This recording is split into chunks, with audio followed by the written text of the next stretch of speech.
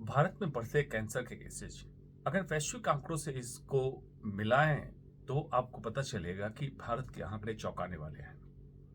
पिछले 10 साल में कैंसर की तादाद में बहुत ही वृद्धि हुई। जैसे नए कैंसर के केसेज 49% बढ़ गए 10 साल पीछे से अभी के आंकड़े को मिलाएं तो।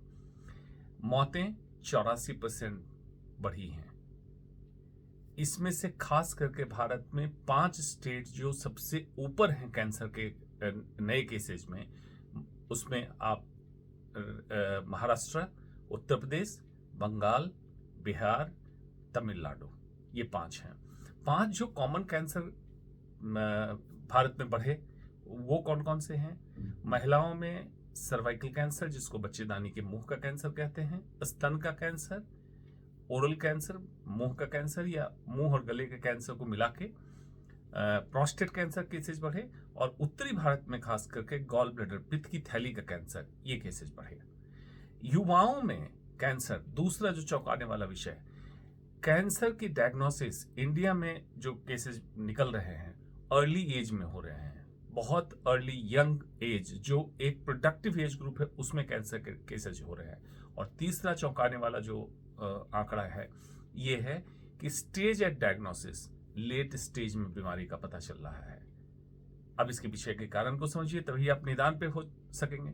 अगर यही रफ्तार रही, जो कि अब रहेगी, 6 महीने बचे हैं, ये पिछले 15 साल से मैं बात कर रहा हूं कि 2025 में भारत कैंसर की राजधानी, वैश्विक राजधानी भारत बन जाएगी। मतलब highest number of cases cancer के भारत में होने लगेंगे। अब इसके पीछे की वजह फूड एडल्ट्रेशन, खाने पीने में हर चीज में मिलावट है। प्रोसेस्ड फूड, बेतरतीब पोल्यूशन, जिसमें वायु प्रदूषण, जल प्रदूषण, प्लास्टिक का इस्तेमाल हर जगह, आप दूध में मिलावट, मछलियां जहरीली, हैवी मेटल्स, सब्जियों में हैवी मेटल्स, और इस तरह से आप देखेंगे तो हर तरफ कार्सिनोजेंस, मतलब कैंसर फॉर्मिंग एजेंट्स हमारे वातावरण में है। सिर्फ 5 से 15% कैंसर जेनेटिक होता है, जिसका जीन से संबंध होता है। बाकी हमारे वातावरण की समस्याएं, हमारे लाइफस्टाइल की समस्याओं पर निर्धारित होता है। लाइफस्टाइल आपके कंट्रोल में है, जीवन शैली आपके कंट्रोल में हो, उसको आप ठीक कर सकते हैं। लेकिन जब मैं कहता हूं कैंसर एक पब्लिक हेल्थ इशू है, पर्सनल रिस्पॉन्सिबिलिटी कम है, उनको कैंसर क्यों हुआ जिन्होंने कभी शराब, सिगरेट, तंबाकू नहीं लिया? वो उनके कंट्रोल में नहीं है। पोल्यूशन, प्रदूषण की मात्रा, फूड एडल्ट्रेशन, कोई जांच कोई कंज्यूमर नहीं कर सकता उसकी, और प्लास्टिक का बेतरतीब इस्तेमाल। जितनी नीतियां बनती हैं हेल्थ से रिलेटेड, स्वास्थ्य नीति, वो नीति कभी भी प्रिवेंशन पे काम नहीं कर रही है। अब उसको समझिए क्यों नहीं कर रही है।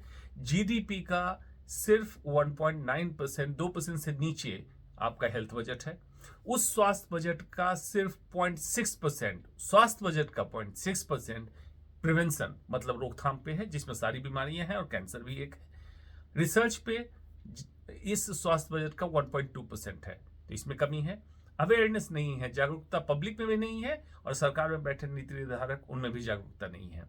जागरूकता की जरूरत कहाँ है कि कैंसर के पीछे की वजह क्या है, और क्या बीमारी ठीक हो सकती है, क्या स्क्रीन कर सकते हैं, जल्दी डिटेक्ट कर सकते हैं, और क्या रोक सकते हैं। सबसे इंपॉर्टेंट कैंसर के साथ खास बात यह है कि cancer is a preventable disease, इसको रोका जा सकता है। खास करके mouth cancer, cervical cancer, breast cancer screenable disease है, इसको स्क्रीन करके पहले पकड़ सकते हैं प्री कैंसर या अर्ली कैंसर स्टेज में। तंबाकू, गुटखा बैन कीजिए तो अलग अलग फॉर्म में निकल रहा है। तो मतलब हर तरह से ये strong political will is required, जिसमें नीति निर्धारण ऐसा हो, एग्जीक्यूटेबल हो, साइंस बेस्ड हो। राजनीति वोट बैंक बेस्ड जो होती है, स्वास्थ्य वोट बैंक से नहीं चलता है। स्वास्थ्य में आपको स्ट्रॉन्ग स्ट्रेटजी की जरूरत होगी, तभी आप इस पे कंट्रोल कर पाएंगे। अब उसके बाद की समस्या, आपके पास स्क्रीनिंग की सुविधा primary health centre, community health centre के लेवल पे उपलब्ध नहीं है। अब ये समस्या और बढ़ गई। सिर्फ 20% कम्युनिटी हेल्थ सेंटर और लगभग 16% प्राइमरी हेल्थ सेंटर पे बेसिक कैंसर स्क्रीनिंग कर सकते हैं, बाकी में उपलब्धता नहीं है। उत्तरी भारत में तो ये आंकड़ा और भी कम हो जाता है। इसकी जरूरत है कि इसको ठीक करें। वेलनेस प्रोग्राम आपके किसी भी अस्पताल में नहीं है। वेलनेस प्रोग्राम है जो व्यक्ति स्वस्थ है, स्वस्थ कैसे रहे। तो हेल्थ केयर क्यों कहते हैं, फिर तो इसको सिक केयर कहिए। सिर्फ बीमारियों का जब इलाज कराना है तो सिक केयर इसका नाम होना चाहिए। इस तरह से अनगिनत समस्याएं हैं जिस पे और भी चर्चा की जरूरत है।